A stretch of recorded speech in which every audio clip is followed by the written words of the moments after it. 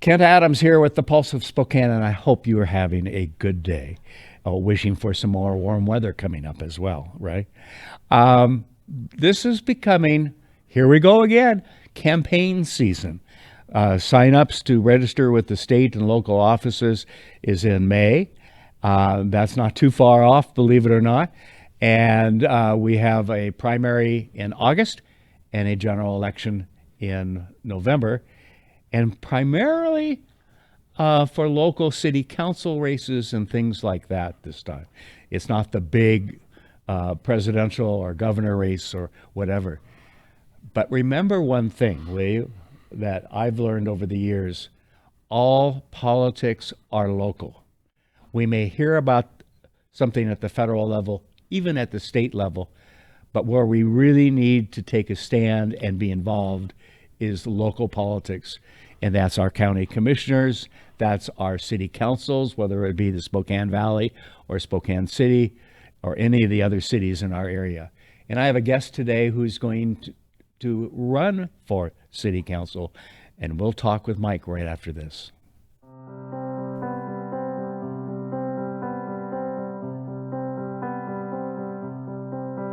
Benji's biggest wish was to have his own school bus. He has always loved everything school bus. And he's always talked about having his own and driving a school bus and riding a school bus. Having his own school bus has really made his whole world better. He spends all his free time out there. He enjoys every part that was so thoughtfully put into that bus. I think he looks back on the day the bus came as one of the very best things that could ever have happened. And it was just a very special moment for him and for our whole family. So we are very grateful to Wishing Star for that.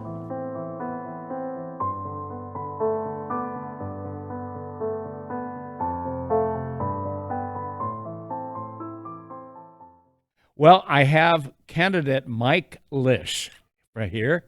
You might know him from being a little bit involved in Delish on Division, right? That would be correct. That would be all right. Yep. All right. And actually, we're recording this at noon. Your probably busiest time, right? Yeah. How did you explain that to staff and get by with it? I said, I have an interview. Bye. Oh, and nobody volunteered to do it for you, right? Yeah. I hear you. Mike, I'm pleased to see that you and others are stepping up to offer your services and your insight. Might I say your business experience? We seem to be lacking some of that with our city council. You know exactly what I'm talking about. Yep.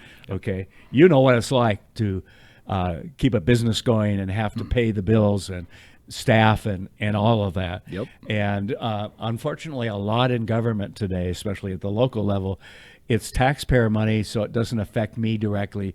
Therefore, we can increase our legislative staff by 2 times or 3 times or whatever. Yeah. What drew you in to declare to run for office for Spokane City Council? It was a little bit of a process. Okay. So I'd kind of lived just outside of town for most of my life. Okay. It was always a Spokane address, but never in a district. Okay. So I never really paid attention. Yeah. And a couple of years ago, my wife and I finally found a house in town, and so we moved up into the Shadle district. Ah, okay. And I started just paying attention a little bit more because I could finally vote in city stuff. Right. I mean, right. It now affects you. Yeah. And your family. And I can actually, do something. Yeah. And then the city opened a homeless shelter right next door to us with no input. And I understood that the city had to do in the county, and it got complicated. And during these conversations, it came up a few times, we need people that know business to help the city. Right. And one thing led to another, And I started talking with some of the other council members, and well, I'm gonna try. Yeah. I mean, I've gotten a lot of support from a lot of business owners, a Good. lot of small businesses. Good. They really feel like they're not being heard. I was going to say they need one of them. Yeah. Who understands the Yeah. the delivery's coming in the one door and people are at your drive-through in another, and you got to pay staff by 5 o'clock that day, and Yeah. You know, to have the experience of writing paychecks and writing checks to the government for your taxes. Oh, yes. You know, I mean, I do all of that in the restaurant except for federal taxes, because I don't want to mess with those. No. That's too big. But so I have this really good understanding of where this money's coming from and where it's going. Yeah. And to be honest with you, when something doesn't work, I'm not going to double down and throw more money on it. Yeah. I'm going to change what I'm doing.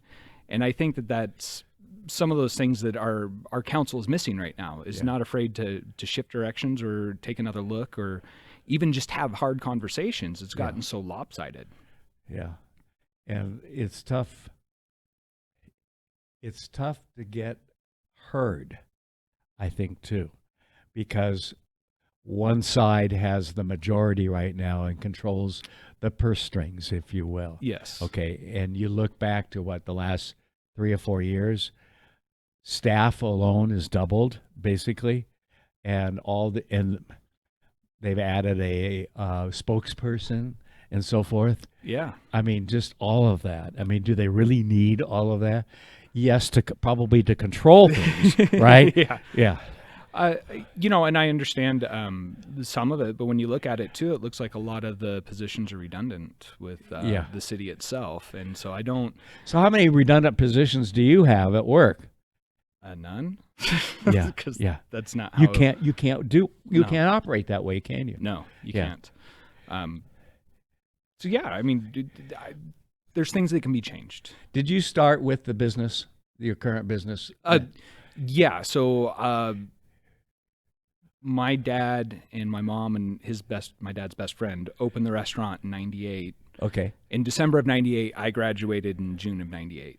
Okay. High school. So I started working then. So I've been in the business. So you scrub tables and everything. Scrub bathrooms. Yeah. Cleaned hoods, Yeah. fryers. I mean, I've done it all. I It's a started little from the hard bottom. for some of the kids that come to work for you to say, I bet you never did this, right? Wait, Sonny, let me Yep, show you yep. how. Yeah. I try to teach them too. It's like cleaning the bathrooms is really one of the best jobs. Nobody ever believes me, but you get 10 minutes and No there's one's bothering you. customers, there's no other employees. You get your own time to clean the bathrooms. I've never thought of it that way. Yeah, I mean, it's great. Yeah, that's fun. That's fun. What are some of the key things that you're going to run on as you really start? I mean, let's face it, the campaign hasn't really formally started Right. and so forth, and I realize that, and we're going to have you back on when we have the other candidates and so forth. But in addition to running as a business, that covers a lot sometimes. What are some of the things that you just really want to see changed and have really kind of been that spur in your backside that we got to fix this? So I think it's actually working together as a community. Okay. And getting input from everybody. Yeah. And working on changing directions and stop doing stuff that doesn't work. I mean, What a novel idea. I know. I mean, doesn't it? I mean, it sounds like such a stupid thing to say, but we've got a council that has done that. You know? Yep. Yeah. So I really think, I'm not a politician, and you know, in '98 when I started working at the restaurant, you know, I never thought I would ever be in this position. Yeah. But I just feel compelled to do it to help the other businesses out, Yeah. the employees of those businesses. I Yes. don't think people realize what we do as small businesses. Yeah. You know, I have employees looking for other jobs, and they come in very timidly and say, "Hey, Mike, I just wanted to let you know I did an interview." Yeah. I'm like, "Is it a job you really want?" And they go, "Yeah." Congratulations. Yes. Thank Yes. you. Yes. This is what you're supposed to be doing. We all have to work, We all have to start somewhere too. Yeah, if this isn't for you, this isn't for you. Go find what makes you happy. Right. And there's a lot of us out there. But it's important because they've shown up every day. They've done their job. They know what the process is. They know what's expected, that there's a responsibility back to the business owner or manager and so forth. And probably that other business is going to check with you too. Yep. Okay? Yep. Yeah. And it's tough being honest sometimes because we all have had employees that have not been the greatest. The one I remember was my first firing of people because they didn't show up and left kids. I was a YMCA director in Los Angeles and left kids without a counselor for day camp. Okay. And I got a call 3 years later from the FBI. One of them had applied to work there and has Joanne, that wasn't her name. I don't remember her name 50 years later. Has Joanne always been punctual, on time, all that? And I'm thinking to myself, well, I'd like to skirt that question a little bit, but it is the FBI, and I've learned, especially since then, you don't lie to the FBI, okay? And and I don't know whatever happened to her, but I told the truth. No, they let us down. It was two of them. They let us down. They didn't think it was that important. They retired. They could take the day off. Well, we're all tired, So there are consequences, Yes. Yeah. And, when we hire people, we typically, it's coming right out of high school or at the end of high school. And, we do a lot to teach these kids how to show up to a job, how to, have integrity. And, if you're going to show up for a shift because you're not letting me down necessarily. You're letting, the who's left there to handle it all by themselves. Yeah. Or between the two of them or whatever. Yeah. Yes. Do you work on like one of the main franchises across the country? I won't mention McDonald's, but to teach them how to follow instructions in terms of what, like I don't want cheese in my hamburger and you get double cheese. Yeah. That's important. It is. To listen and to, Yeah. I realize, it's a faster food kind of thing. And a lot of stuff you're cooking as people are driving through and all of that. But there are a few of us that just want things certain ways. And we remember, don't we? Yep. Yeah. Yep. That's part of it. To be able to listen and take instruction and pay attention to what they're doing. Right. Yeah. Maybe even to go up and tell the cook, be sure this gets highlighted because that's Francis back comes through once or twice a week. Or whatever. So we have lots of those. Yeah, yeah. Double fresh is pulling in. I love it. What's the one thing you've learned as being a manager, owner of a small business like that? So as I've gotten older, the biggest thing I've learned is everybody's different and everybody has different strengths and weaknesses. Okay. And for a long time there, I felt like since I was put in charge of the business, I had to take the brunt of everything. But as I have matured, I've learned that, all right, I'm going to give this job to this person and you own it now. Yeah, and it's not going to be done the way that I think it needs to be done, but the ending is the same. So, thank you. Yeah. And they love it too because they feel like they have more ownership in what's going on. Right.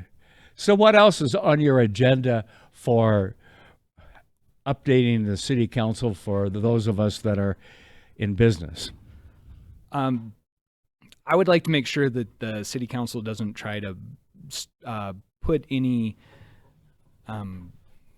more laws on the books that would be detrimental to small businesses. I know that, Or maybe it really doesn't have a meaning in Spokane, Washington. that's true too. You know what I mean? Some of these issues about climate change and so forth, they'll spend hours and hours discussing and researching, and what difference is that going to really make worldwide? And yes, you can make the argument if everybody did it, but we're not everybody. We're Spokane, Right. Washington. And that's the other thing too. Is Yeah. let's concentrate on our community Right. and fixing our problems. Right. And if we want to be worried about global warming or climate change, then let's do it at a local level. We don't need to sign a pledge with someone else to show solidarity. We can do it ourselves and Right. do our own thing. Right. If we're doing it with honesty, integrity, we don't need to look outside for validation. Yeah. Yeah. So what does your wife say about all this? She thinks I'm crazy too. Okay. All right. Okay. But she's really behind it. Good. She knows that, we're in a spot in our life where we can do it. We have 2 small kids, a 4-year-old and a 7-year-old. Okay. And, but we're willing to take it on as a family. And that's Because just it will be a family yes. thing. And it's just because we want to give back to the community. Yeah. Because, like I said before, I'm not a politician. I have no desire to do this, but it's something that needs to be done. Yeah. Good for you. Or at least give the voters a choice. Right. Now, remind me and all of that, which district, who would you be replacing? District 3, and Candace' mom is at the end of her 8 years. Yeah, at the end of her second term. Right. That's what I thought. So it's an open seat. Yeah. Yes. Okay. Anyone challenged you yet? The other names out Oh, there? there's quite a few names. Oh, really? Yeah. It looks like it's going to be a pretty big field for Oh, really? District 3. Oh, but, gee. Okay. yeah. And it'll be interesting to see how everything pans out. Yeah. I'm not too familiar with anybody running except for one, and You don't have to. I don't. Yeah. Yeah, and I don't know much. So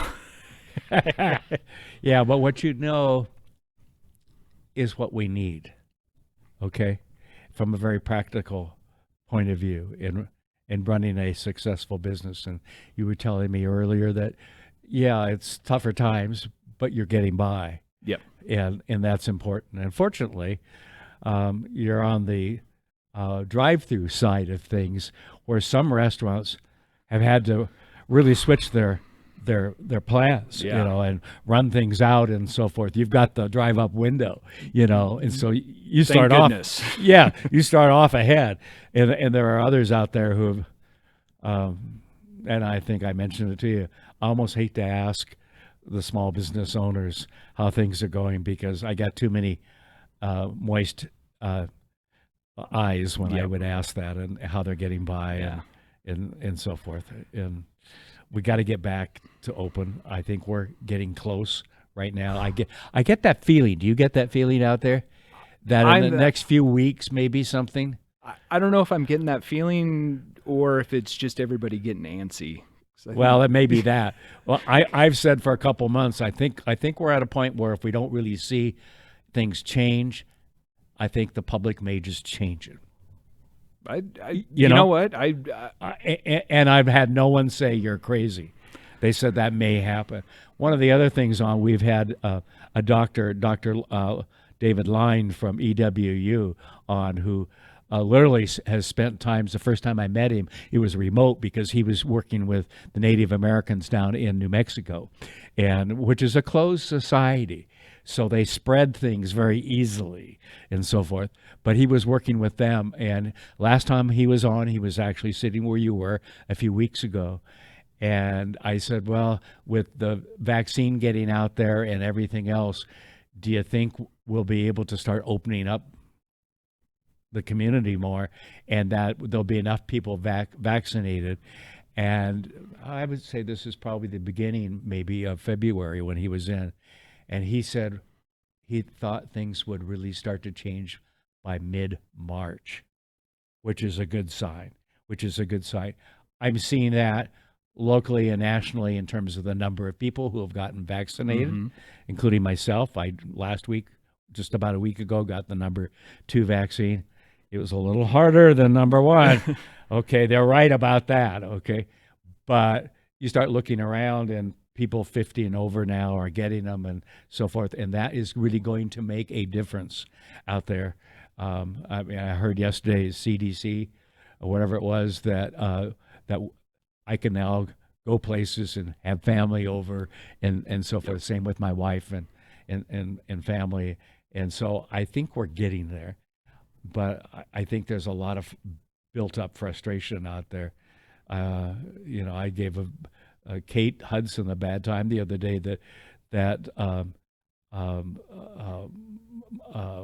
what's it, March 17th, St. Patty's Day. St. Pat's Day, there wasn't a parade this year. Now come on.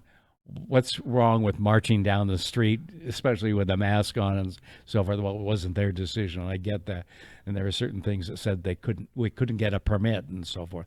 But we got to reach a point where we start to live more normal lives. We've seen what's happened to young people. I'm especially worried about the junior high and high school level. Okay, your kids are younger than that, but yes, but they're stressed out. And I've said that all along, that we have a second virus, and it's depression, it's mental illness, it's suicide, and it's affecting that age group and so forth. And we've got to get past that for the sanity of all of us, including his parents and grandparents. Right? Well, let's see. Next big news will be around the week of second week of May, when you register and all of that. Yeah. And go from official to really official. Yeah. Once you declare, you're declared, right? Yeah. So it's definitely been a learning process too. Okay. What have you learned? It's way too complicated to run for any sort of office. Yeah. There are a lot of requirements. Yeah. There are a lot of things that you want to learn up front so you don't get through the campaign and I wish I had. So I don't know. I kind of do things a little bit different. Okay. I'm kind of just taking them as they go, because I know if I do learn everything I need to know, it'll probably scare me and make it more stressful. I didn't want to say that. Yeah. But just one step at a time, Yeah. Good for you. Well, I wish you the best of luck. Well, thank you. Thanks for coming on here. Keep us posted on how you're doing and so forth. And District 3, if I remember, right. You said that. Okay, Yep. Great. Mike Lish. That's kind of like Delish. Kind of. My dad's name was Dave Lish. Oh, okay. So that might be it. It all kind of circles around. It does. It does. Thank you, Mike. Thanks for coming on. Thank you. And thanks for watching The Pulse of Spokane, everybody. Have a great day. The economy is getting stronger. Banks are lending again, and interest rates are at historic lows. Now is a great time to buy your dream home. The caring and knowledgeable professionals at Homes for You have been helping people just like you for over 20 years. They take the time to listen to what you want and will help you find just the right home in Washington or Idaho. Real estate is what we do at Homes for You, 928-5782, or visit online at homes4uspokane.com. This is River Ridge Frame Shop, called Frame It Today, where we can take your art, customize it, and get it ready to hang on the wall.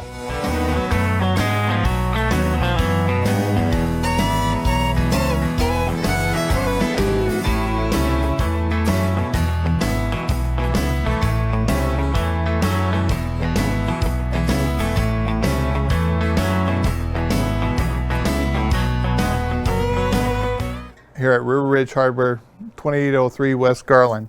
Weather in the inland northwest can wear you down. And if your gutters are in poor condition or you do not have gutters, you could suffer damage that could cost a fortune to fix. Rainman Seamless Rain Gutters has almost 30 years of professional experience in serving the inland northwest region and strives to ensure customer service that is second to none from the time you call to the end of the project.